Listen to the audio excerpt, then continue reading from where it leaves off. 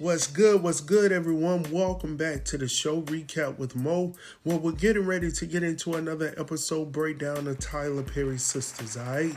But before we get into this thing, make sure to like and subscribe to this channel so you don't miss shit that's going down right here. So the episode we're getting ready to get into is Season 6, Episode number 16, titled Relentless Pursuit.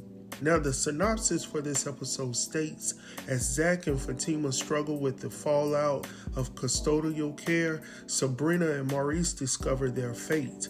Karen realizes that the studio damage may lose her livelihood. Now that we got that out of the way, let's go ahead and get into this thing. Alright, y'all, so real quick, man, we start this episode off with Zac and Heather. Now, in the previous episode, we saw where Heather had approached his house with a police officer claiming that he had stolen her child and he needs to be arrested. Well, long story short, none of that happened, none of that transpired. But what we did find out, though, is what we already knew from the very beginning, that she don't give a damn about little Michael, and what she's more concerned about is that daggone dollar bill. And Heather herself made it so daggone obvious because of her responses towards Zac. So Zac is like, look, just leave him with me. She was like, no, you're not getting him at all. And then she says, as a matter of fact, if I gave him to you, how in the hell am I going to get my money? So I was like, hold on, wait a minute. What about just taking care of your son, making sure that he's in a good space? And then all of a sudden she says, well, he's slow. He must have gotten that from your side. Now, Heather, I'm not sure if you're thinking about what you just said right now. He's slow. He must have gotten that from your side of the family. But sister, you don't sound too bright right now. You're telling him that you don't care about the court system. I don't give a damn about going to no courts and all of that stuff. But if that man was to go inside of that courtroom and to display what he's, obviously, observed or whatever it is that he can bring with documentation and proof, I don't think you would be saying what you're saying right now. But who knows? Maybe I'm the dumb one and maybe we're all the dumb ones, right? But long story short, Zac is like, look, I'll give you the money. Just leave my son with me. Zac is like, we can do whatever you need to do. She was like, no, you're definitely not getting Michael. So he was like, okay, so we can do this the hard way. Now Heather is like, oh, so what you trying to say? Like what you really gonna do about it? And I was like, damn, she calling your bluff right now, homie. So anyhow, she was like, look, I ain't scared of no damn courts. But this is where I'm gonna get on brother Zac real quick, because now when she conveys to him that she's been talking to her stripper friends or co-workers, let me just say the co-workers, all right? She's stating that one of them is an attorney. I don't know what type of attorney. But anyhow, you know what I'm saying? When she says that to him, he was like, oh man, y'all just say anything. And truth be told, I'm going to have to stick it to brother Zac on this, because you going in hard on Heather real quick, which I understand because you're mad and upset about your son not being treated well and her leaving him with strangers and just, random guys that she's met. And I get that. But bro, you were the one that made the decision to lay down with this not too bright young lady. All right, let's keep it a buck. She's not the brightest. We can tell from her responses, but you weren't thinking about that one lonely night when you were up in that thing. I'm just saying. So now he wants to go hard in the paint on her, talking about the decisions that she's making. But I'm like, bro, you made that same daggone decision when you got with her. But anyhow, moving on from there, the police takes his license, checks him out, brings his license back. Heather is upset because the officer isn't arresting him, because Heather, you told him that he was the father of the child. Oh yeah, he's the father of the child. So technically, as the father of the child, he was definitely doing you a service, because I'm quite sure the babysitter was no longer at your residence. Definitely with the gang of thugs that was coming up with the bats and chains and all them things, right? So we don't even know where that brother is right now. I'm just saying. So yeah, It is what it is. We're going to move on because while we're talking about the course, we're going to go ahead and talk about this attorney. So we head over to Hayden's house. Now, Brother Hayden has been on my radar for a little while. I've been feeling some type of way about him, hoping for the best for him, which is an odd place for me to be for Brother Hayden because he's been a continuous hater throughout the series, right? But, it was something about he and Tamara being together that made me have a softer spot for my brother here and want the best for him because I'm still a huge component and believer of black love. All right, but with all that being said, when Hayden opens that door and sees Tamara out there, all I can hear him saying in his mind is, "There goes my baby. Ooh, girl, look at you." Like, I saw that man couldn't stop smiling, right? So anyhow, he brings her in. She tells him that the only reason why she's there is to simply come back and get her little things that she left at the crib. Now, if you left that little, then was there really a need for you to come back at all? Yeah. But obviously that's not why she's there. Because when she gets there, she sits down on the couch. Hayden is like, "Look, I don't want you to leave." And he was like, "Look, whatever I need to do." And she was like, "Yeah, I do anything you want me to do because I want to be with you, boo." So she started giving him the game and he starts eating it up. You know what I'm saying? Like, he eating it up right now. So anyhow, he was like, "Look, since you'll do anything," he says, "Well, I want you to go ahead and sign this post-nuptial agreement." She was like, "What's that?" He was like, "Well, it's an agreement, he don't go into, great detail about it. But anyhow," she was like, "No, you don't trust me." He was like, "No, I do trust you." She was like, "You know what? Let's just forget it." He was like, "Oh, no, don't leave. don't leave me no more. Like, what do you need me to do?" She was like, "No, put that paperwork, that documentation to the side and just be with me. And I want to be with you. All I want is you, Hayden." And Hayden is eating it up. Like I told y'all, he eating it up right now. So anyhow, Tamar wins. What I call her? Tamara. We ain't going to talk about Tamar right now. Tamara is winning right now, and I knew that she was going to come in there, throw those tears. She got on that black dress with, man, listen, I already knew when she came in there it was going to be unstoppable. Hayden wasn't going to be able to resist her, and pretty much it is what it is.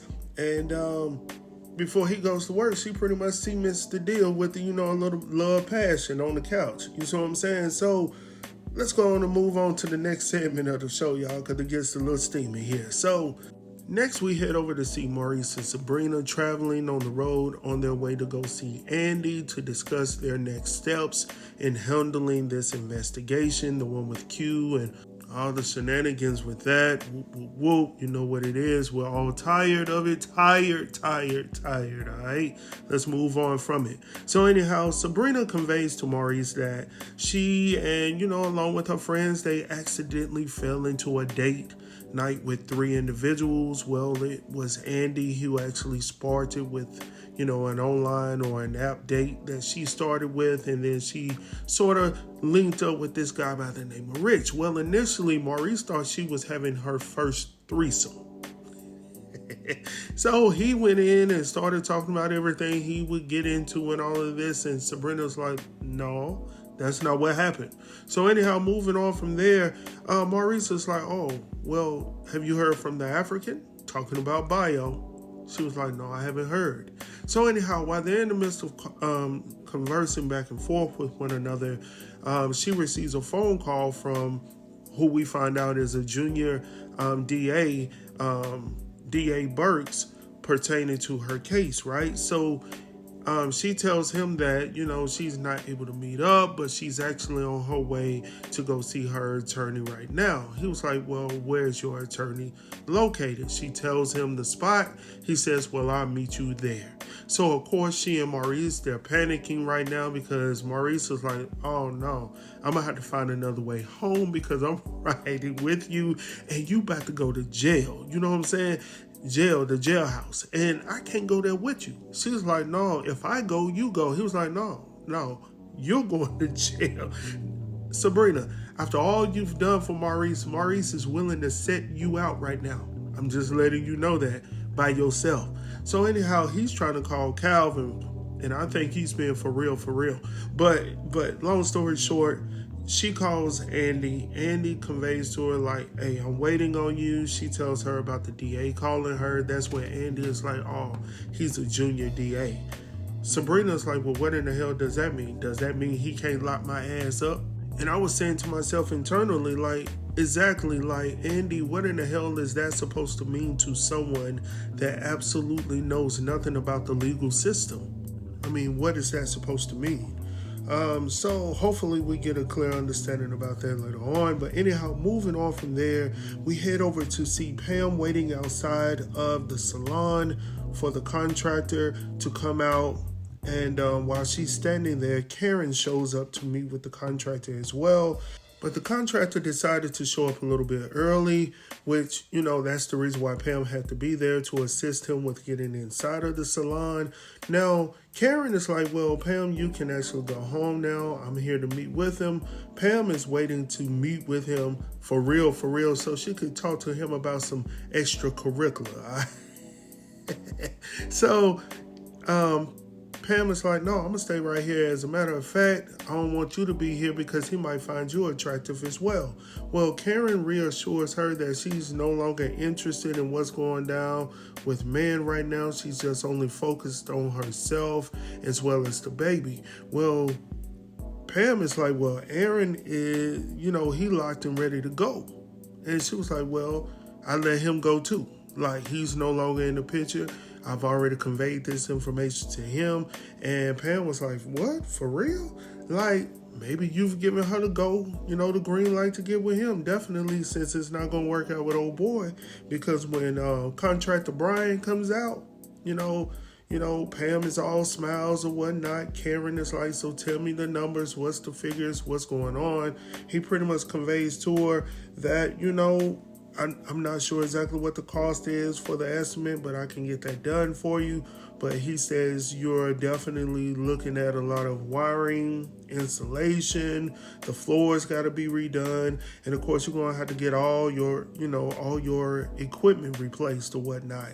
And she was like, all of it? He was like, yeah, definitely all of it. But not only that, you're going to have to hire a specialist to come in and, fix a lot of the damage and replace a lot of the tiles and the ceiling issues due to the asbestos that's in there as well due to the age of the building. So there's a lot of things that's going on right now. And Karen done went on and tore up that check. Now, she's probably regretting that she done tore up that check because of all the things that she's going to have to pay for. So I'm wondering, is this going to force her to go back, holler at Zac to see if he can replace the check because the check somehow came up damaged? And I'm quite sure she's not going to convey to him what really happened with the check. But anyhow, moving on from Karen. Oh no, I can't move on yet because we're still in this scene. Because also in this scene right here, Pam has been eyeballing old boy since he came up out of the salon. And Karen goes on and lets the cat out of the bag, telling him that she finds him attractive, she likes you, and I think you guys should go out on a date. Well, old boy, finally somebody here, Tyler Perry, that I can lean on with some daggone understanding. My boy held it down for his family, man. This is what I'm talking about. This is what we need on this show. Somebody that's consistent and stands for something. When that brother stated that I appreciate the compliment, but I don't think, my wife and my 7 kids would appreciate that, and he put that ring up in our face, I said, there you go. There you go, my brother. Set the example. Set the standard, my brother, because they ain't used to seeing that right there. You know what I'm saying? So even when he stated how many kids he had, Pam couldn't believe it. She was like 7 and sort of scoffed at it. And he was like, yeah, we adopted some twins. We got this, we got that. And she was like, oh, no, you can keep all of that. See, this man is stable. Then he got a good ass job. He out here getting his paper. And then he taking care of his family, bringing the money back to his household, doing his job, and he faithful. This is what I'm talking about. This is what we need on these shows we all appreciate the drama from time to time, but this is exactly what I've been asking for on this show. Now, I'm not sure if Jason Weaver is going to be a long-term type of situation, but I will be intrigued if he did, because I think that brings another element to the show, not with everybody just hopping around, getting to know all of these different types of people. Then it can be something a little more consistent. But I do know, due to the fact that he is the contractor only there to provide a service for Karen in her salon, the possibilities are slim, right? So anyhow, before Pam leaves, Pam tells Karen that she needs to get back to work. Well, Karen looks at her and she was like, didn't you tell me that you were getting another job? And she was like, yeah, but what am I going to do? But most importantly, what are you going to do without me? She was like, oh, I'm going to get some rest.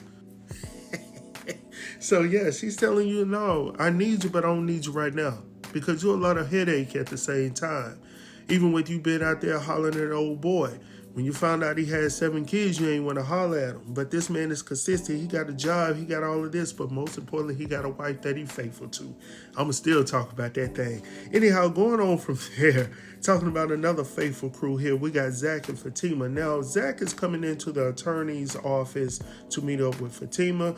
So obviously he's late because the guy that he was supposed to meet with is actually in another meeting with someone else. So Fatima's like, hopefully we can get him after this meeting. So he conveys to her that Heather came over. She actually took Michael back with her. Fatima is pissed at this point, wishing that she had done something differently instead of trying to go the legal route. But Brother Zac is like, no, where's the woman that I need for support? The one that's trying to guide me and keep me on the straight and narrow, trying to tell me to go by it the right way instead of going over there just snatching up my son like I really want to do. Fatima's like, me too. He was like, but we can't do that, because what she'll end up doing is calling the police. They'll end back up over there, whoop, whoop, whoop, and it's not going to look good. So they're definitely right. It's not going to look good. But Fatima does convey to him that, they can have what's called an emergency hearing. He was like, well, how long would that take? Obviously, Zac is an emergency hearing, so it's going to be a lot easier and a lot quicker for you to get into there to see the judge. So anyhow, from there, in walks Maurice and Sabrina. Now, when Sabrina and Maurice come into the room, Zac is silent. He really doesn't want to say any of his business, I guess to keep it away from Andy and the rest of the sister circle or whatnot. So when they pass through, Maurice is right there with Zac.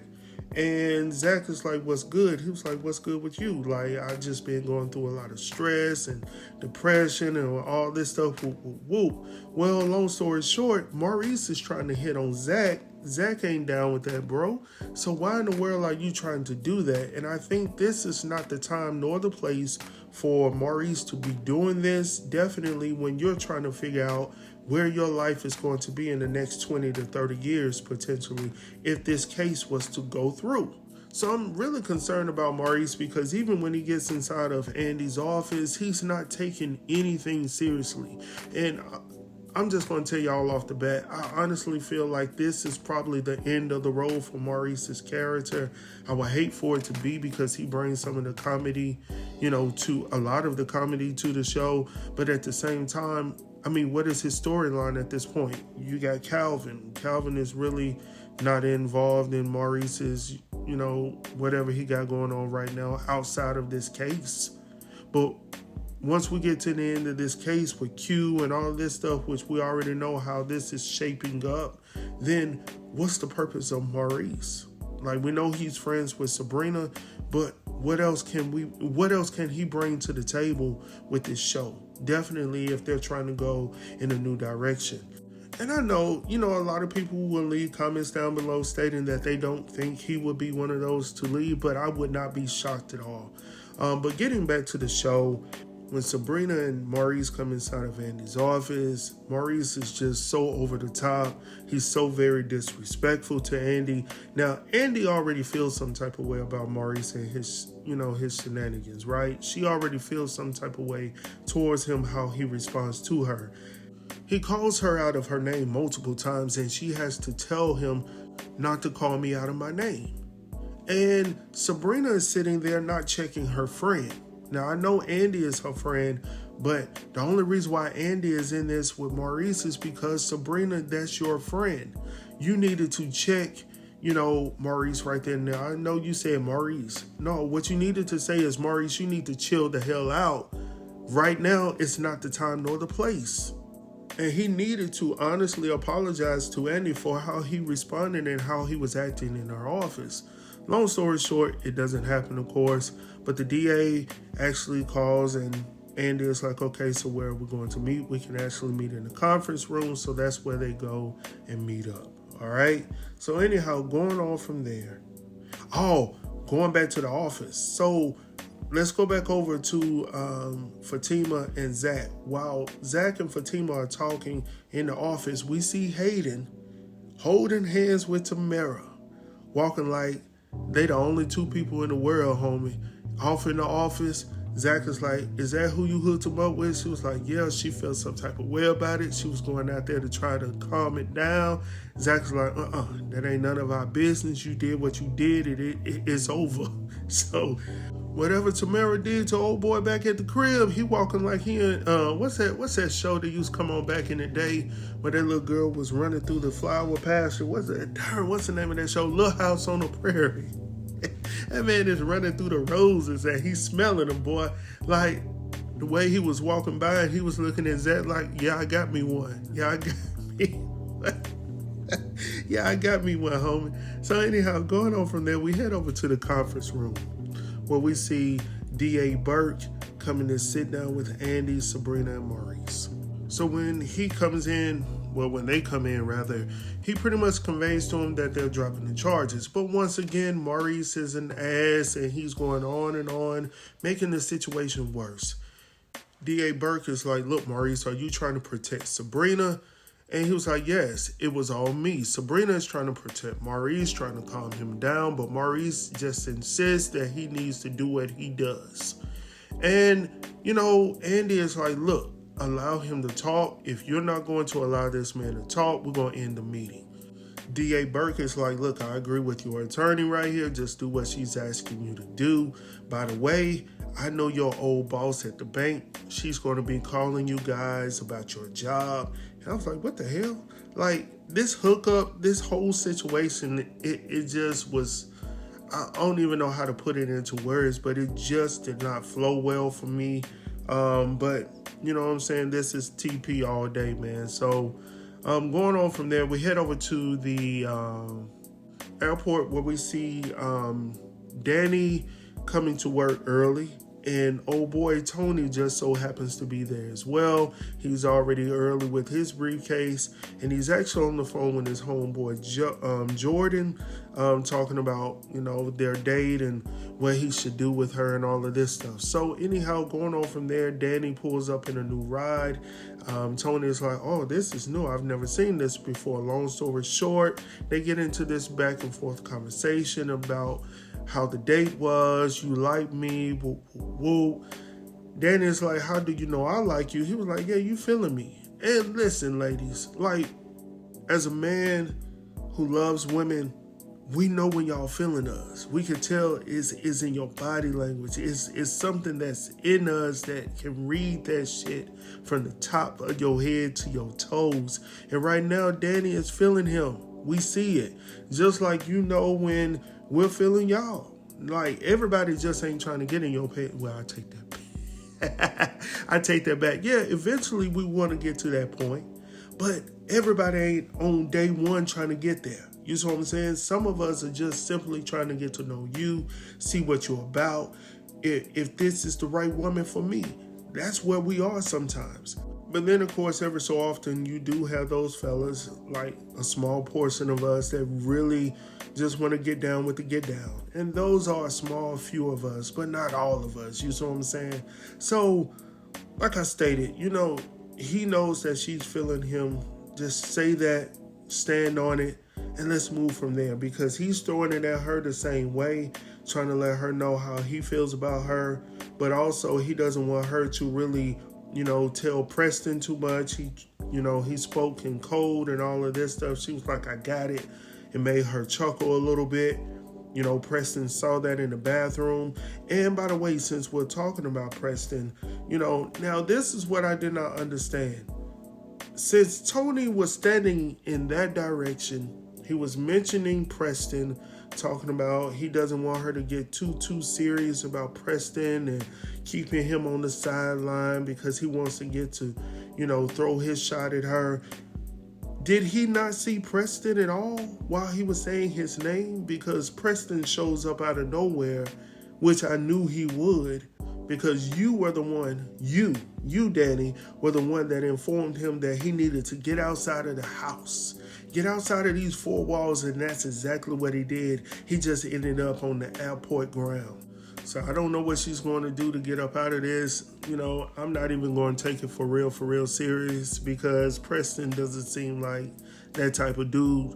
But anyhow, that's pretty much the end of the recap, man. I hope that you guys have enjoyed this. Make sure to like and subscribe to this channel so you don't miss shiznit that's going down right here, all right?